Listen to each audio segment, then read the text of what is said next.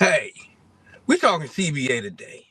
We are approaching the deadline that has been set by the WNBA and the WNBA Players Association. They have extended this deadline for until January the 9th, right? So, with that being said, we steadily approaching. We are slow walking. We are less than 30 days away. So, let's give you some breakdown here on the FanWire podcast. Some of what, you know, what's going on, right?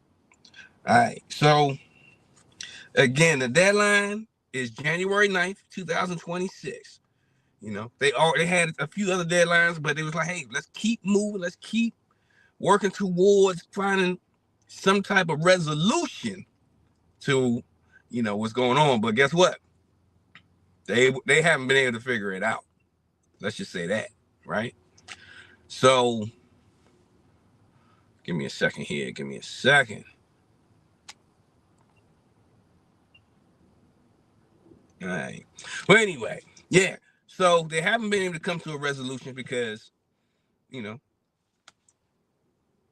it's a give and take with these type of things, right?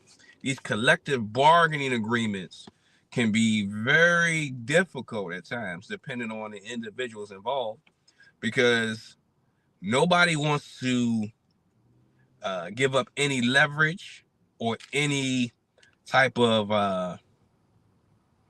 they don't want to give up too much, right? That's on both sides. So the league don't want to give up too much resources. They want to maximize the resources that they are able to acquire for themselves, their stakeholders, whoever, right? And the players are like, hey, we want to get as much resources as we can get because we're the ones putting our bodies on the line. We're the ones that are doing all these great things and making individuals love the WNBA. Because if you don't have the players, you don't have a WNBA, right? The WNBA is probably the biggest well-known platform for women's basketball as of this moment right now. But that's still, that can switch up. There's a lot of things moving and shaking in the background. There's a lot of leagues in development. But again, this lockout is looming. This lockout is pretty much, it's like right here, So I believe that this deadline is going to come and go. I don't think they're going to reach an agreement. Because I still believe that they still have a few more days to figure something out. But if it's a hard stop on that date, on January 9th, these parties better figure something out. It's too much money. It's too much business that can be thrown in the trash. Too much goodwill with the fans and potential fans for women's basketball not to be played in the WNBA. Again, the WNBA is the biggest, most known platform for women's basketball. Is it the best? That's up for debate, right? But when it comes to how a team is able to function without players, this isn't like the NBA or the NFL where you have so many years of goodwill and people are invested in teams the way that they are with these leagues, right? But when it comes back to the WNBA, they're still building. They're still trying to, they're pushing this thing forward. The train is going down the tracks. You can't mess up the train because this is a money train right now. This train is too much business. It's too much money to be made for individuals to mess it up. So, with that being said, the individual that's running the WNBA right now, I say this, if she don't get this together, and figure out how to get this deal done, they need to get her out the way. They need to get her out the way. It's too much money that can be made. It's way too much. All right. So some things that I believe the players should definitely be getting rid of in this particular CBA are as follows, right? The core designation should be one of the number one things that these WNBA women, these ladies, these women, these business women need to get out of the way. That's one of the number one things, right? And the reason why I say that core designation, because that core designation is only there to help teams strap players to teams, right? And when I say strap players to teams, that is there so that they can keep players in the fold without having to pay them. That's all that is for. That is a control mechanism to make sure that salaries do not go past a certain point. And it won't be player movement as it could be. That's the only reason for that core designation. Let's be real, right? And the women of this league need to get rid of it. Throw it in the trash. Throw it in the trash because it's not here to help. If anything, it's here to hinder, right? That should be one of the number one things to get rid of in the CBA, right? But of course, the league and these teams don't want that to happen because guess what? If it happens, it's a free-for-all, right? It's a free-for-all. But I'll say this. These ladies, these women, this is the most leverage they will ever have as players to get what they want. So I say press on the gas. Don't let up off their neck. Keep stepping on them. Because at the end of the day, there are other opportunities that could come, right? So you got Project B League. You have Unrivaled. No telling what other leagues coming, right? There are many opportunities for these ladies and women to make some money. It's just a matter of they will be with the WNBA or not, right? So again, January 6th, that day is approaching. That day is coming. So it's like, hey, do we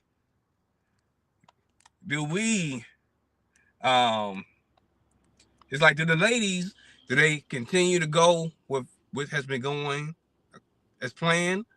And pretty much the league is like, hey, we're not trying to give y'all a bunch of anything. We're going to take some stuff away because we're trying to maximize this money that we're going to keep for ourselves, right? But these ladies are too savvy. They too savvy. Their business acumen is too savvy right now. They go get what they want. And if they got to burn the house down to get it, they're going to do it. And honestly, I don't blame you. Get your coins. Because at the end of the day, they going to make them. The money's going to be made. It's just a matter of who make it. It's enough pieces of this pie so that individuals can all eat and all get a piece. It's enough. It's totally enough. All right, so we said get rid of the core designation, right? Because just so everybody know what the core designation, what it means. So that means that when a player becomes a free agent, right? A player has the opportunity to go to another team, get a better payday, right? But a core designation offers the team the ability to have first opportunity to negotiate and to retain their services, right? So pretty much it's like in the NFL where they have it escaped my mind. But the NFL has a way that they can keep hold of players, right? So it's the equivalent of that. So just know they got to get rid of it. Got to throw it in the trash. All right. So one thing that I've noticed from the media is when it comes to the league, they don't want to give, you know, profit sharing and things of that nature because that that they want to get the players stuck into this particular amount of money, right? Or make millions of dollars or this, that, and the third. But the thing is this, with how revenue grows, especially with sports leagues, these leagues want you to be stuck into this particular amount of money for X amount of time, right? Because they're going to keep building and keep making money. It's a gravy train. It's a cash cow. It's always going to be new investors. It's always going to be new partners, whether it's TV, streaming, whether it's print material, whether it's, it could be food and beverage, it could be liquor, it could be anything. It could be anything. And especially now, since they might be allowing marijuana to be legalized and all that type of stuff, it's so much opportunity for profit. So they want the players to be stuck into one particular amount of money so that when even more revenue comes, hey, we ain't got to pay you nothing. This is more money in our pocket. But when it comes to the women of the WNBA, when they say, hey, we want profit sharing, they are smart business women. They see what's coming, and you can't pull the wool over their eye.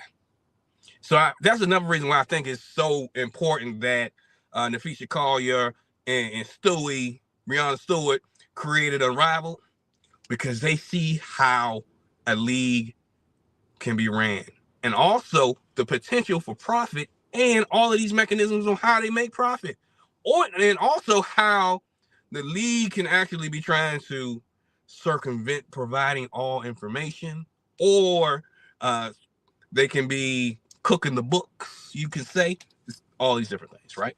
So they're too savvy to be played with. So that's why I think that the women are gonna go as hard as they can, and they're gonna get their just due at the end of the day. They're gonna get their just due. All right. So, Summer Breeze, I appreciate you for tuning in.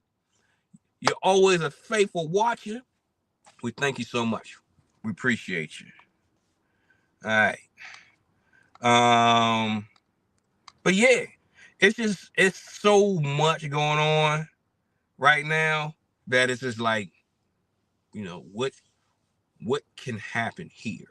And it's just a matter of who's going to fold, because at the end of the day, the money needs to be made. It's too much money for it not to be made. Too much. So let's see here. They also, so let's talk more about the salaries and the revenue, right?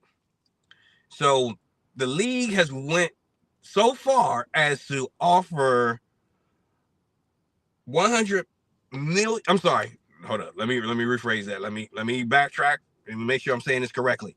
$1 million contracts plus, right?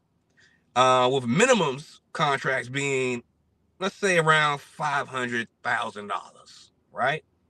I'm sorry. The average is $500,000, and the minimum is $225,000 contracts. For a regular person, that's some good money. That's some good money, right? But when you talk about WNBA players and people that know their value, they might be like, I don't know about this. That's a good starting point on top of our revenue sharing, right? Because revenue sharing, like I said, the growth in revenue, it can get crazy, right? All right, so let's see here. They also, the league has decided they wanted to, okay, we're going to give you a little bit more of this carrot, but we're going to take some pieces away. In a way, I agree, but in a way, I don't on this one. They have stated that, the league has stated that if we offer you or give you this amount of money, we're going to take away the housing benefit, right? So when it comes to the housing benefit is this. When you have a new player coming to a new city, whether they got traded, signed, or whatever, the WNBA takes care of their housing, right? So whether it can be, condo, apartment, house, whatever, right? It just depends on the deal that they come to, right? So I can see a benefit in that, these players are making X amount of money, right? That they can be like, hey, y'all can cover that cost now. Okay, to a degree, right? But when it comes to players that are new to the team, when it comes to players that are coming in for tryouts and workouts, when it comes to players that have gotten cut, all these type of scenarios you got to look into, right? I would say for players that are coming into the league and, they're trying to make the team and things like that, the team needs to cover that housing flat out. They need to cover that without a doubt. So when it comes to players that are more established, I believe that those teams should or could have a structure where, hey, you got to fit the bill because you're making X amount of dollars, right? One thing that you can also look at is this: when it comes to teams, when it comes to teams where you have hardship players, those players should be housed by the team, right?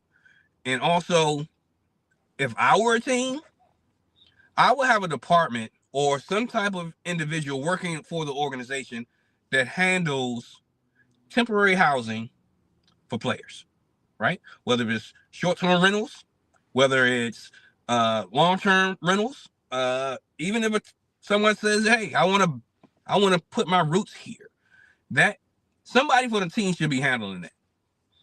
Or that could be something that somebody need a type of a resource that needs somebody can provide to teams or even to the league. But yeah, I think that should happen. Even if it's just an Airbnb, right? The team should be fitting that bill. So, yeah, we'll see. All right. So one more thing, the schedule. So the schedule, as a fan watching the WNBA last year, you loved it because it was literally like you can literally see your team every other night, right? But when it comes to the safety and the viability of your teams, when it comes to how your players are able to recover from injury or even just the grind of playing WNBA games, because they are super physical games. They need an opportunity to, get themselves together, get treatment, rehab, all that good stuff. Get rest, recovery. It's important. I believe that the season needs to be extended longer. The team needs to be extended. The season needs to be extended to further into the start of the NBA season. And because you don't want to go in the opposite direction. It was proposed that the season would start earlier into the college season. What does that do? That messes up March Madness and messes up college basketball. These players that's coming into the WNBA make more money in college. They're not going to give a crap about coming to the league until the last minute. No, don't. That is a cluster mess up. By starting the season earlier into college women's basketball season, it doesn't make any sense. Well, if you flip it on the flip side and put it on the back end, you're going to have some fans that's going to tune out because they're going to watch NBA basketball, but your core fans are going to be watching regardless, right? And And with the addition of additional teams, I think it's important that they do it that way, right? So when it comes to, let's say this, we also got to look at it like this. There is a possibility that it could be a legit work stoppage, or and that work stoppage could come from a strike by the players or the lockout by the league. But it doesn't benefit both sides. It doesn't benefit both sides at all for it to be a work stoppage, right? It's great to all this stuff is happening in all season. It's not like they went to strike during the middle of the season or something crazy like that. But it's just like, it doesn't benefit nobody at all. So with a new agreement, you gotta make sure everybody. Okay, let me say it like this. You know how you could say, hey, let's come to an agreement so we can make sure everybody's happy? That's impossible. This is business. This is money. Nobody's going to be happy. People are going to just be able to handle or stomach what they're willing to lose for the greater good, and that's to make business.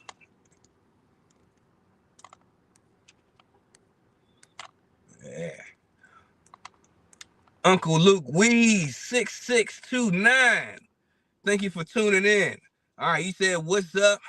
Late but here. I hope no lockout.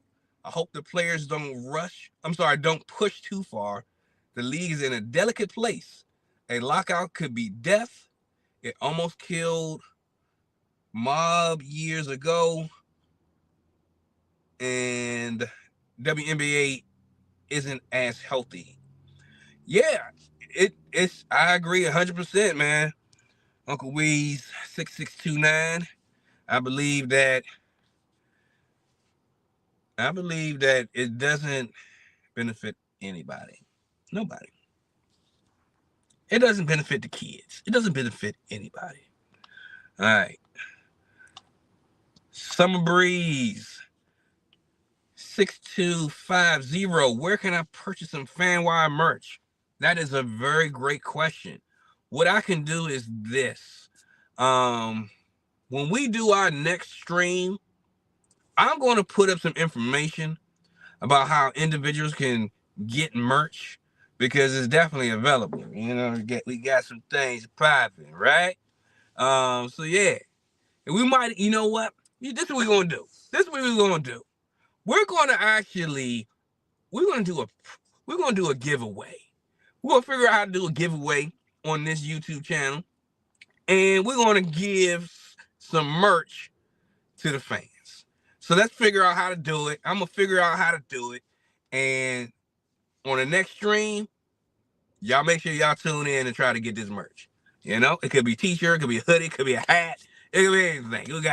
We got some stuff, Yeah. So,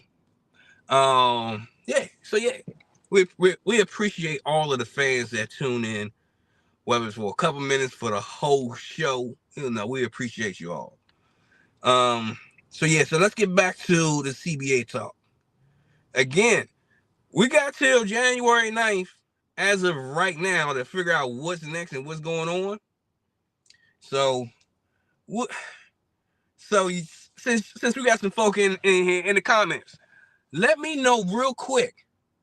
Do you think that we're going to come to a deal on January 9th? Do you think that things are going to be extended again, this deadline?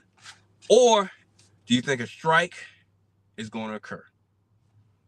Or let me say this, a work stoppage will occur. Let me know real quick.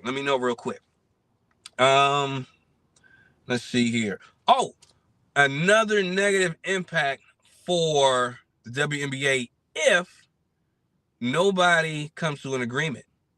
We don't have an expansion draft, which is set, right? That's important to the expansion of these 2 new teams, which is the Portland Fire, the Toronto Tempo, right? So if you don't get that done, guess what that means? You don't have 2 new expansion teams that's coming online. And there's been a whole lot of money that has already been spent to get these teams to come online.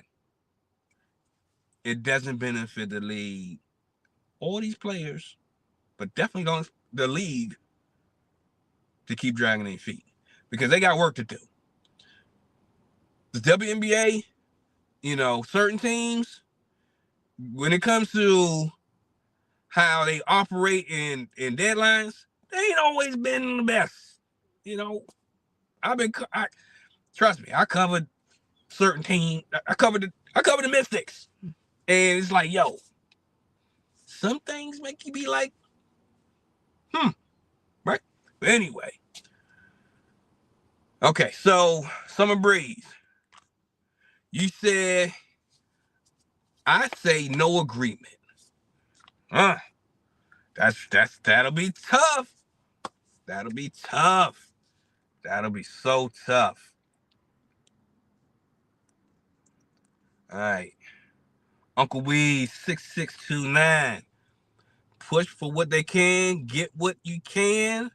I'm not against that, but there must not be a work stoppage. I'm in MLB. Okay, yes. Earlier, not the mob. I was about to say, hey, you know something about some organized crime. I don't know. But yes, you're right. MLB, that is 100% fact. 100% fact. Yep. And 2, there's nothing else to watch in the summer. It's needed. We need women's basketball. We need it. All right. So we all hope and pray that we're able to get some type of resolution to the CBA. But we just gotta hope, pray, and see what's coming. Yeah. Anyway, it's your host Delano on the FanWire Podcast. We appreciate everybody for stopping through, checking in with us. And make sure you follow us over social media. And look out for this good giveaway coming on the next stream, and we'll see what y'all like. And we definitely gonna need y'all to post on social media y'all rocking y'all merch, so we appreciate y'all. It's your host Delano, your trusted voice for watching Mystic content, and we bringing you all that good WNBA information too. Hey, we out here to help you. We out here to get y'all in tune. We're going to catch y'all later. We're going to catch y'all on the flip side. Y'all enjoy y'all Saturday. I'm out of here. Gone.